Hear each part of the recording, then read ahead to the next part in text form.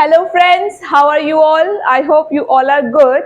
I'm your English teacher Sukhvarsha and today we are going to do forms of sentences. So friends, जो forms of sentences है ये topic अपने आप में ही बहुत इम्पॉर्टेंट है.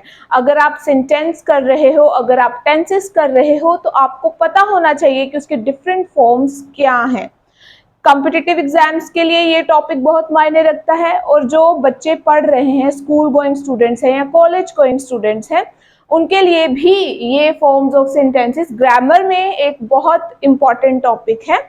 तो आइए स्टार्ट करते हैं. फॉर्म्स ऑफ सेंटेंसेस होते क्या है? फॉर्म्स का मतलब होता है सेंटेंसेस की अलग अलग किस्में, सेंटेंसेस की अलग अलग काइंड्स. ठीक है, तो क्योंकि जो भी हम सेंटेंस बोलते हैं उस हम डिफरेंट फॉर्म्स में उनको बोल सकते हैं, तो उसे बोला जाता है forms of sentences.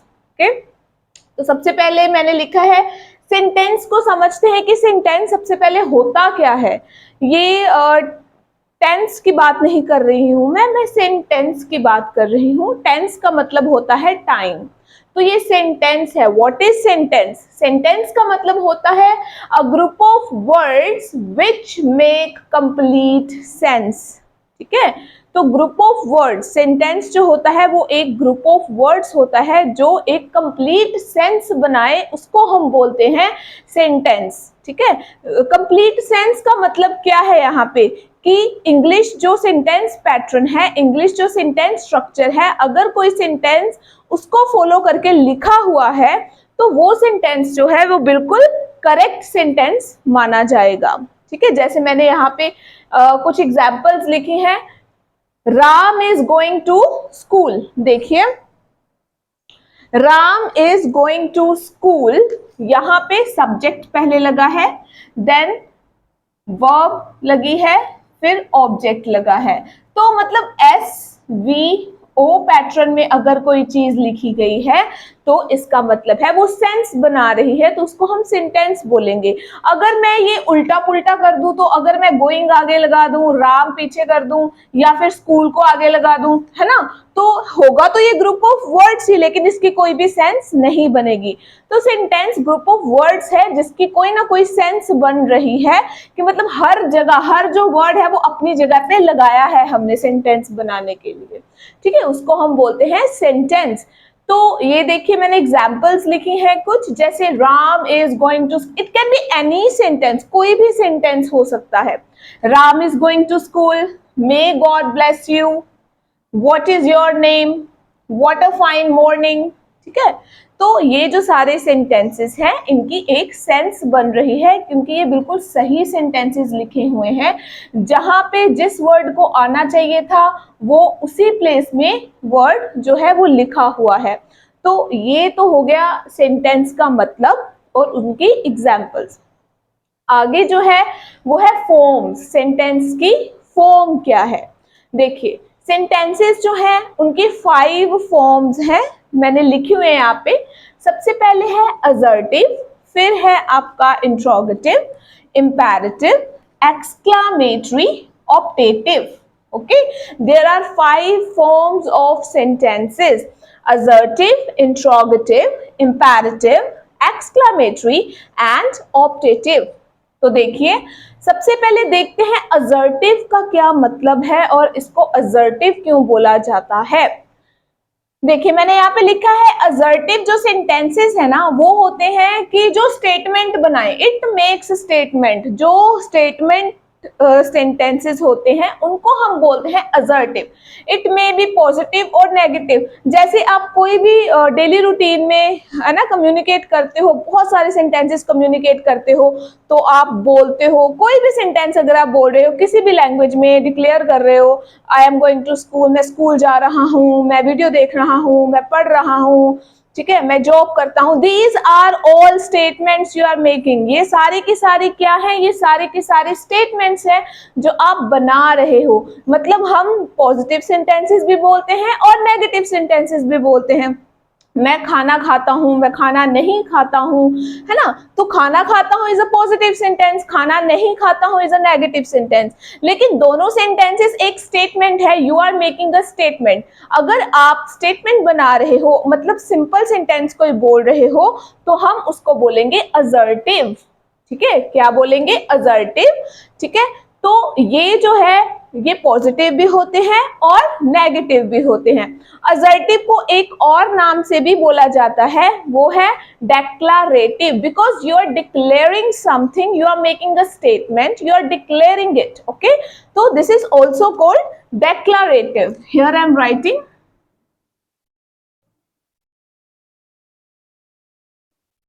declarative sentence because you are declaring something.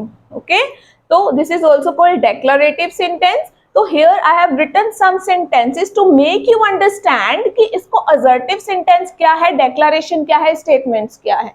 Okay, तो ये आपको सिर्फ समझाने के लिए कुछ एग्जाम्पल्स लिखी है मैंने। सबसे पहले लिखा है we love our country, it is just a statement, है ना, एक ये स्टेटमेंट है, ये आप डिक्लेयर कर रहे हो that you love your country. I do not like this picture, she speaks the truth, Rakesh does not smoke, है ना। तो these are all statement, simple से सेंटेंसेस हैं जो आप डेली लाइफ में बोलते हो, इंग्लिश में लिखते हो। So these are only statements. ये जो जहां पे नोट लगा हुआ है ये नेगेटिव सेंटेंसेस है, यहाँ जहां पे नोट नहीं लगा तो दो sentences are called positive. So these are just statement. That is why this form of sentence is called assertive. Okay, or declarative, because you are declaring something. आप कुछ डिक्लेयर कर रहे हो तो इसीलिए इसको बोला जाता है declarative या फिर assertive. ये क्लियर, आई होप आपको क्लियर हो चुका होगा फर्स्ट फॉर्म। अभी सेकंड फॉर्म की बात करते हैं। सेकंड फॉर्म जो है that is interrogative. Now what is interrogative sentence? ठीक है, इंट्रोगेटिव सेंटेंस क्या है? इंट्रोगेटिव सेंटेंस का मतलब है क्वेश्चन पूछना, आस्क्स अ क्वेश्चन। सिंपल सी बात है, इसका मैं आपको सिंपल सा हिंट बता रही हूं। अगर आप इंट्रोगेटिव सेंटेंसेस बोलते हो, एक तो आपकी टोन जो है वो इंट्रोगेटिव वाली होगी। ठीक है, अगर आप किसी से क्वेश्चन पुट कर रहे हो तो आपकी टोन चेंज होती है, आप बोलते हो क्या आपने खाना खाया? ठीक है, आप ऐसे बोलते हो ना। और मैं सेंटेंस जैसे वेयर इज माई बुक, लिखा हुआ है यहाँ पे वेयर इज माई बुक। ठीक है, जब आप क्वेश्चन पूछते हो तो आपकी टोन जो है बोलने की वो थोड़ी सी हाई होती है। किससे? ये डेक्लरेटिव सेंटेंसेस से। स्टेटमेंट वाले सेंटेंसेस से आपके जो इंट्रोगेटिव सेंटेंसेस की टोन जो है वो थोड़ी सी हाई होती है बोलने के टाइम पे। और लिखने के टाइम पे क्या होता है, आप यहाँ पे मार्क लगाते हो इंट्रोगेटिव, है ना, साइन ऑफ इंट्रोगेशन, आप यहाँ पे ये साइन लगाते हो। तो दैट इज वाई इसको इंट्रोगेटिव बोला जाता है, बिकॉज ये साइन हम तभी यूज करते हैं जब वी आर आस्किंग क्वेश्चन, जब हम क्वेश्चन पूछ रहे हैं किसी से। तो दैट इज वाई इसको इंट्रोगेटिव सेंटेंस बोला जाता है। तो कोई भी इंट्रोगेटिव सेंटेंस है, आप सेंटेंस की वो एक फॉर्म ही है इंट्रोगेटिव। ओके, देखिए नेक्स्ट है imperative. Now what is imperative? बहुत बच्चे कंफ्यूज होते हैं इम्पेरेटिव और एक्सक्लामेटरी सेंटेंसेस में। यहाँ पे मैं आपको क्लियर कर देती हूँ कि इम्पेरेटिव सेंटेंसेस कौन से होते हैं। इम्पेरेटिव सेंटेंसेस यहाँ पे लिखा भी हुआ है, expresses a command, a request, an advice और एन एंट्रिटी। एंट्रिटी का मतलब भी एक किस्म की रिक्वेस्ट है, you are asking a favour from someone. अगर आप किसी से फेवर मांग रहे हो तो उसको हम बोलते हैं एंट्रिटी। ओके, तो इम्पेरेटिव क्या है?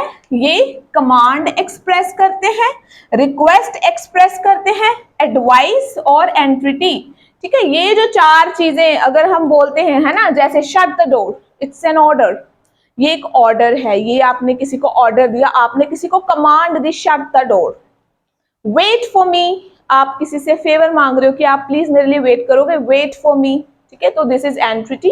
हेल्प द पुअर, ये एडवाइस है, आप किसी को एडवाइस दे रहे हो, आप किसी को अच्छे काम करने के लिए सजेशन दे रहे हो, तो help the poor.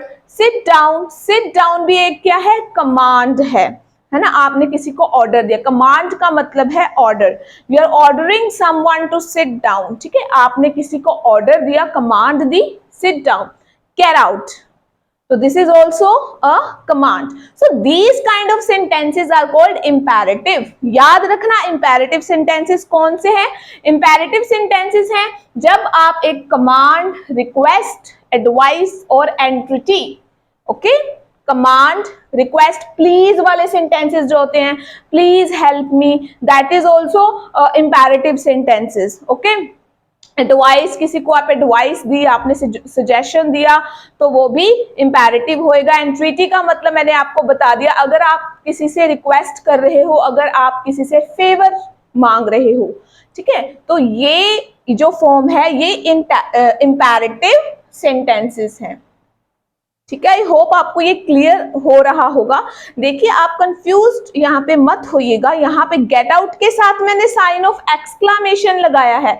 Sign of, ये ऐसा नहीं होता कि साइन ऑफ एक्सक्लामेशन जो है वो एक्सक्लामेटरी सेंटेंसेस में ही लगेगा, नहीं, मैंने ऑप्टेटिव सेंटेंसेस में भी साइन ऑफ एक्सक्लामेशन लगाया हुआ है यहाँ पे, और एक्सक्लामेटरी में तो है ही, लेकिन इंपैरेटिव में भी लगा हुआ है। It is just a command, ठीक है, आपको सेंटेंस पढ़ के पता चल जाएगा कि ये जो है ये एक कमांड है, या सडन फीलिंग है, या डेक्लरेशन है, या फिर आपने किसी से क्वेश्चन किया है, तो अलग अलग फॉर्म्स है ना सेंटेंसेस की, तो इसका प्लीज आप ध्यान रखिएगा। अगर आपको लगता है कि एक्सक्लामेटरी सेंटेंसेस में ही साइन ऑफ एक्सक्लामेशन यूज होता है, तो वो ऐसा नहीं है, ठीक है, ऐसा कुछ भी नहीं है।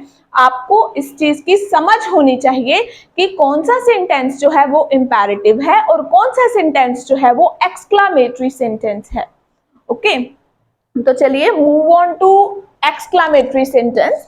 Now what is exclamatory sentence? Exclamatory sentence का मतलब है it makes a statement that conveys some sudden emotion or excitement, okay, ध्यान दीजिएगा, स्टेटमेंट होती है ये भी एक, जो एक सडन इमोशन है या फिर एक्साइटमेंट है, सडन इमोशन या फिर एक्साइटमेंट, ओके।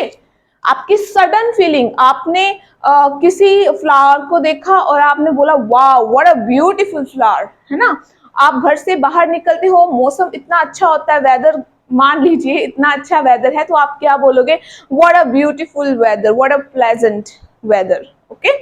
तो these are the excitement and sudden emotion है ना आपका, सडन इमोशन, कोई मतलब आप मैच देख रहे हो और आपके फेवरेट प्लेयर ने 6 मारा, या फिर आपके फेवरेट प्लेयर ने 4 मतलब अच्छे स्कोर किए हैं, तो आप जो है वो एक्साइट हो जाते हो, हुर्रे, है ना।